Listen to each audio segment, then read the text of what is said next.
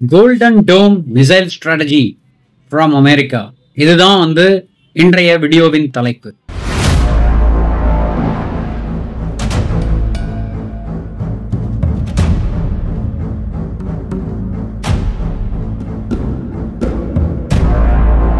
பலவிதமான வொலட்டாலிட்டி இருக்கிற இந்த மாடர்ன் வேர்ல்டில் செக்யூரிட்டி த்ரெட்ஸையும் பலவிதமான ஆபத்துகளையும் முன்னரே கண்டறிந்து அதுக்கு தகுந்த மாதிரி எஃபர்ட்ஸ் எடுக்கிறதுக்காகத்தான் இந்த ஸ்ட்ராட்டஜி பண்ணியிருக்கிறதா டொனால்ட் ட்ரம்ப் கவர்மெண்ட்லேருந்து அனௌன்ஸ்மெண்ட் வந்திருக்கு.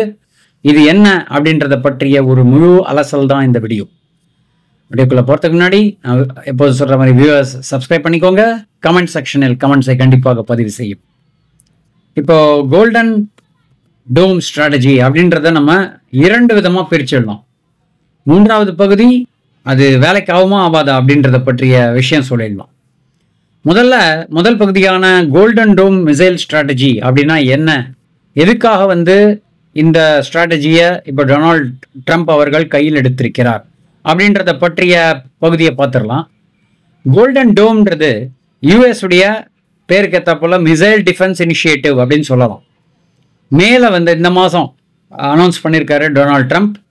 இது என்ன அப்படின்றது பார்த்தா, இது எதுக்காக பண்ணியிருக்காங்கன்னா ஹைப்பர்சானிக் மற்றும்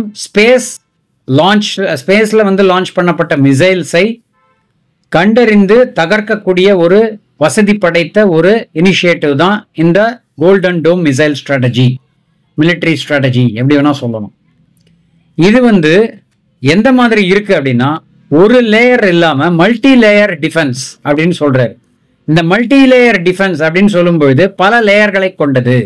அப்படி பல லேயர்களை கொண்டது அப்படின்னா என்னென்ன லேயர்ஸ் அப்படின்னா, இன்டகிரேட்டிங் எந்த மாதிரி லேயர்ஸ் எல்லாம் சேர்க்கக்கூடிய ஒரு விஷயம் அப்படின்னு பார்த்தா, ஸ்பேஸ் பேஸ்டு சென்சார்ஸ், இன்டர்செப்டார்ஸ் மற்றும் terrestrial platforms. So space high லெவலில் வானத்திலிருந்து பல கிலோமீட்டர் தொலைவிலிருந்து வரும் மிசைல்ஸை, ஹைப்பர்சானிக்காக இருக்கலாம், இல்லை ஐசிபிஎம், வாட்எவர், அது இன்டர் கான்டினென்டல் பேலிஸ்டிக் மிசைல்ஸ் எதுவாக இருந்தாலும் அதை ஸ்பேஸ்லேயே ஐடென்டிஃபை பண்ணி அதை இன்டர்செப்ட் பண்ணி அடிக்கக்கூடிய திறன்.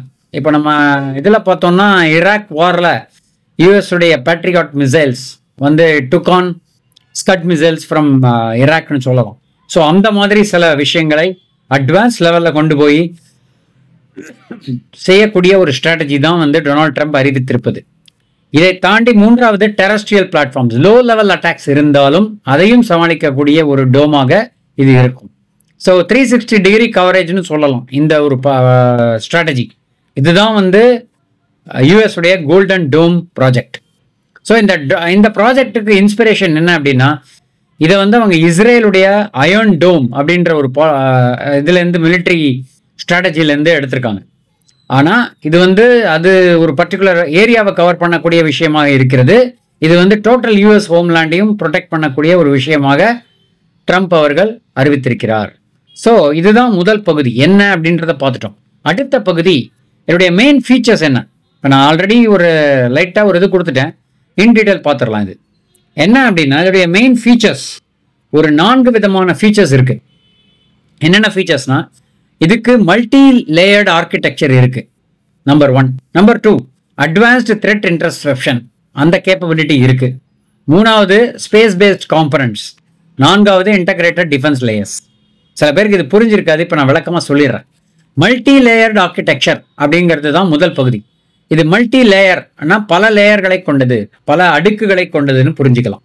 ஸோ இது ஒரு சிங்கிள் சிஸ்டம் கிடையாது, பல நெட்வொர்க்ஸை சேர்த்து இன்டர் கனெக்ட் பண்ணி, அதாவது எந்தெந்த இன்டர் கனெக்ஷன் அப்படின்னா space based sensors, interceptors, ground based platforms, இதையெல்லாம் வந்து சேர்த்து இன்டகிரேட் பண்ணப்பட்டு ஒரு ஆர்கிடெக்சராக இதை உருவாக்க இருக்கிறார்கள். இந்த அப்ரோச் வந்து டோட்டல் டிஃபென்ஸ் கொடுக்கக்கூடிய ஒரு விஷயம். எந்த மிசைல் த்ரெட் வந்தாலும் இதை வந்து அவங்களால முறியடித்து விட முடியும். இதுதான் வந்து இந்த மல்டி லேயர்ட் ஆர்கிடெக்சருடைய அட்வான்டேஜ். இரண்டாவதாக பார்த்தா advanced threat interception. Range of missile threats வந்தாலோ இல்லைனா ballistic, hypersonic, advanced cruise missiles எது வந்தாலும் இந்த ஒரு ஆர்கிடெக்சரால் தடுக்க முடியும். முன்பே அதை புரிந்து கொண்டு அதை இன்டர்செப்ட் பண்ணி முறியடிக்க முடியும். அதை தவிர ஃப்ராக்ஷனல் ஆர்பிட்டால் பம்பார்ட்மெண்ட் சிஸ்டம்ஸ்னு ஒரு லேட்டஸ்ட் அட்டாக் இருக்கு, எமர்ஜிங் த்ரெட் அது, ஃபாப்ஸ்ன்னு சொல்லுவாங்க. அது என்ன, what is fractional orbital bombardment system அப்படின்னா வார்ஹெட்டுடைய டெலிவரி சிஸ்டம். அதை வந்து லோ எர்த் ஆர்பிட்ல வந்து டார்கெட்டாக வைப்பாங்க. இப்போ ஹை ஒரு 20,000-30,000 கிலோமீட்டர்லேருந்து அட்டாக் பண்ணால் கண்டுபிடிச்சிடலாம்னா, இவங்க வந்து ஸ்பேஸ் எக்ஸில் வந்து எப்படி வந்து அவருடைய சேட்டலைட்டை வைப்பாங்களோ லோ ஆர்பிட்ல, அந்த மாதிரி அந்த ரேஞ்சில் வச்சு அட்டாக் நடந்தாலும் அதை துல்லியமாக கண்டறிந்து முறியடிக்கக்கூடிய ஒரு திறன் தான் வந்து இந்த ஆர்கிடெக்சருக்கு இருக்கு. ஸோ அந்த மாதிரி த்ரெட்ஸ் வந்து ஃப்ராக்ஷனல் ஆர்பிட்டால் பம்பார்ட்மெண்ட் சிஸ்டம்ஸ்னு சொல்லுவாங்க. அந்த ஒரு இதை வைத்து அட்வான்ஸ்டாக வந்து நமக்கு எந்த ஆபத்தும் வராதபடி தடுத்து விட முடியும். இதுதான் இரண்டாவது பெனிஃபிட். மூன்றாவது ஸ்பேஸ் பேஸ்ட் காம்பனன்ட்ஸ். ஸோ இதோடைய முக்கியத்துவமான இந்த கோல்டன் டோமோட முக்கியமே இந்த விஷயம்தான். ஸ்பேஸ் பேஸ்ட் இன்ஃப்ராஸ்ட்ரக்சரை தான் வந்து இந்த ஆர்கிடெக்சர் டிபெண்ட் பண்ணுது. எந்த மாதிரி அப்படின்னா சேட்டலைட்ஸ், இன்டர்செப்டார்ஸ், இந்த மாதிரி விஷயங்களை யூஸ் பண்ணி த்ரெட்ஸை வந்து முன்கூட்டியே அறிந்து அதை வந்து நியூட்ரலைஸ் பண்ணக்கூடிய வெவ்வேறு இடங்கள்ல எந்த விதமான ஆர்கனைஸ்டு ட்ரெஜெக்டரினா எந்த லைன்ல வந்து மிசைல் அட்டாக் பண்ணும், ஒரு ஆர்கனைஸ்டா வந்தாலும் சரி, ஒரு கரடு முரடாக வந்த ட்ரெஜெக்டரியாக இருந்தாலும் சரி, ஒரு பாதை, அந்த பாதை எப்படி இருந்தாலும் அதை கண்டுபிடித்து முறியடிக்கக்கூடிய ஒரு விஷயமாக இந்த டோம் இருக்கு. நான்காவது மிக முக்கியமான விஷயம் இன்டகிரேட்டட் டிஃபென்ஸ் லேயர்ஸ். ஸோ ஒரு இதில் என்னன்னு பார்த்தா லேயர்டு டிஃபென்ஸ் டெக்னாலஜி, திருப்பியும் அடுக்கு தான் வந்து அவங்க அடுக்கடுக்காக வைத்து அதை தடுக்கிறதுக்கு தான் வந்து இந்த ஸ்ட்ராட்டஜி யூஸ் பண்ணுறாங்க. இதில் கைனட்டிக், நான் கைனட்டிக் கேப்பபிலிட்டிஸ்ன்னு சொல்லிட்டு 2 கான்செப்ட் யூஸ் பண்ணுறாங்க. ஸோ இது வந்து மிசைல் த்ரெட்ஸுக்கு நல்ல ஒரு ரெஸ்பான்ஸை கொடுக்கக்கூடியது. ஸோ இதுவும் வந்து இந்த மோஷனில் கைனட்டிக் பொட்டன்ஷியல் அப்படின்ற மாதிரி சொல்லுவாங்க. அதை பற்றி நீங்கள் பல கூகுள்லையும் பார்க்கலாம். ஸோ கைனட்டிக், நான் கைனட்டிக் கேப்பபிலிட்டிஸும் இந்த ஆர்கிடெக்சருக்கு இருக்குன்னு சொல்லலாம். ஸோ இதெல்லாம் தான் ஃப்ரெண்ட்ஸ் நான் சொல்ல வந்த இந்த இரண்டாவது பகுதி. மெயின் பெனிஃபிட்ஸ் என்ன அப்படின்றத பற்றி இதில் ஒரு சின்ன குறிப்பு என்னன்னா, இதில் சில சேலஞ்சஸும் இருக்கு. ஸோ சேலஞ்சஸ்ன்னு சொல்லும்போது கிரிட்டிசிசமும் வருது. ஸோ எந்த மாதிரி சேலஞ்சஸ்ன்னு பார்க்கும்பொழுது நிறைய எக்ஸ்பர்ட்ஸ் கிரிட்டிசைஸ் பண்ணுற, அதாவது சந்தேகப்படக்கூடிய விஷயம் என்னன்னா, இதோடைய டெக்னிக்கல் வயபிலிட்டி எப்படி இருக்கும் அப்படின்றது. அதாவது எஸ்பெஷலி இந்த ICBMs, இன்டர்கான்டினென்டல் பேலிஸ்டிக் மிசைல்ஸை எவ்வாறு தடுத்து நிறுத்தக்கூடிய கேப்பபிலிட்டி இதுக்கு இருக்கும். ஏன்னா ட்ரைட் அண்ட் டெஸ்டட் ஃபார்முலாவா தெரியவில்லை. ஈவன் யூஸ் பண்ற இஸ்ரேலையும் சரி, நம்ம இப்போ இந்தியா பாகிஸ்தான் ஆபரேஷன் சிந்தூர்லையும் சரி, இதில் வந்து ஒரு லைட்டாக ஒரு சாம்பிள் தான் சொல்ல முடியும். பட் ஃபுல் ஃபிளெஜ்டு வாரில் எப்படி ரியாக்ட் ஆகும் அப்படின்றது யாராலையும் கணிக்க முடியாத ஒரு விஷயமா தான் இருக்கு. இது சேலஞ்சாகவும் இருக்கு. ப்ரீவியஸ் அட்டம்ஸ் வந்து நிறைய டிஃபிகல்ட்டிஸோட தான் ஃபேஸ் பண்ணினதாகவும் அவங்க சந்தேகப்படுகிறார்கள் எக்ஸ்பர்ட்ஸ். இது முதல் சேலஞ்ச் மற்றும் கிரிட்டிசிசம். இரண்டாவது, இந்த ஒரு ஃபுல் ப்ராஜெக்ட்டுக்கு பார்த்தீங்கன்னா 161 பில்லியன்லேருந்து 500 பில்லியன் டாலர்ஸ் வந்து இன்வெஸ்ட் பண்ண வேண்டியிருக்கும். கிட்டத்தட்ட ஒரு 25 வருடங்களாக இதை டெவலப் பண்ண வேண்டியிருக்கும்.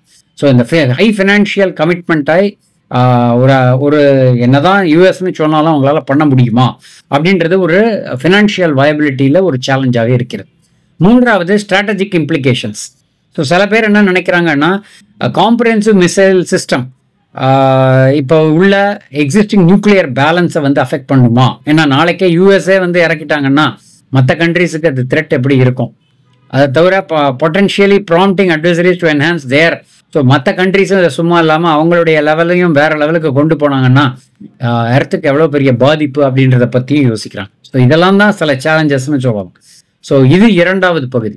மூன்றாவது பகுதி இம்ப்ளிமெண்டேஷன் எந்த மாதிரி இருக்கு, டெவலப்மெண்ட் டைம்லைன் என்ன மாதிரி இருக்கு அப்படின்னு பார்த்தா, இப்போதைக்கு இந்த ப்ராஜெக்ட் வந்து ஜெனரல் மைக்கேல் கிட்லின்னு ஒருத்தர் இருக்காரு யூஎஸ் ஸ்பேஸ் ஃபோர்ஸில். அவர் தான் வந்து இதை இனிஷியேட் பண்ணி ஓவர்சீ பண்ண போறாரு. ப்ராஜெக்டுடைய ஸ்கேல் வந்து மேனடானில் ஒரு ப்ராஜெக்ட் பண்ணியிருக்காங்க, அந்த லெவலுக்கு இருக்கும் அப்படின்ற மாதிரி எதிர்பார்க்கிறார்கள். மேனடான் ப்ராஜெக்டை பற்றி நீங்கள் கூகுளில் பார்த்து தெரிஞ்சுக்கோங்க. ஸோ இது வந்து அன்பிரசிடென்டட் கொலாபரேஷன், டிஃபென்ஸ், இன்டெலிஜென்ஸ் ரெண்டுத்தையும் இன்டகிரேட் பண்ணக்கூடிய ஒரு டெக்னாலஜியாக இருக்கும் என்று எதிர்பார்க்கப்படுகிறது. இதுக்கு டைம்லைன் என்ன இப்போதைக்கு அவங்க அறிவிச்சிருக்கிறது வந்து பிரசிடென்ட் ட்ரம்ப்புடைய கரண்ட் டேர்ம் ஜனவரி 2029 வரைக்கும் இருக்கும் அப்படின்ற மாதிரி சொல்லி இருக்கிறார்கள். ஸோ சமரியில் பார்த்தா என்ன, கோல்டன் டோம் வந்து ஒரு ஆம்பிஷியஸ் எஃபர்ட்டாக தான் பார்க்க முடியுது யூஎஸ்ஐ பொறுத்த வரைக்கும். அவருடைய மிசைல் டிஃபென்ஸை வந்து அவங்க ஏற்றணும்னு டொனால்ட் ட்ரம்ப் நினைக்கிறாரு. அதோடைய சக்ஸஸ் வந்து சிக்னிஃபிகண்ட்டாக டெக்னிக்கல், ஃபினான்ஷியல், ஸ்ட்ராட்டஜிக் சேலஞ்சஸை எவ்வாறு அவர்கள் சமாளிப்பார்கள், எவ்வாறு கொண்டு போவார்கள்ங்கிறத பொறுத்து தான் இருக்குன்றது தான் நிதர்சனமான உண்மைன்னு சொல்லி இந்த வீடியோ பதிவை நான் இத்துடன் முடித்துக் கொள்கிறேன். என்னுடைய கேள்வியெல்லாம் உங்களுடைய கருத்துக்கள் இந்த மாதிரி உள்ள சிஸ்டமுக்கு எப்படி இருக்கும்? யூஎஸ் இதில் சக்ஸஸ் ஆவாங்களா, இல்லை இதுவும் ஒரு எஃபர்ட்னு தான் சொல்லலாமா? கருத்துக்கள் வரவேற்கப்படுகின்றன சொல்லி இந்த பதிவத்துடன் நான் முடித்துக் கொள்கிறேன். சுவாரஸ்யமான தகவலுடன் மீண்டும் இணைவோம். நன்றி, வணக்கம்.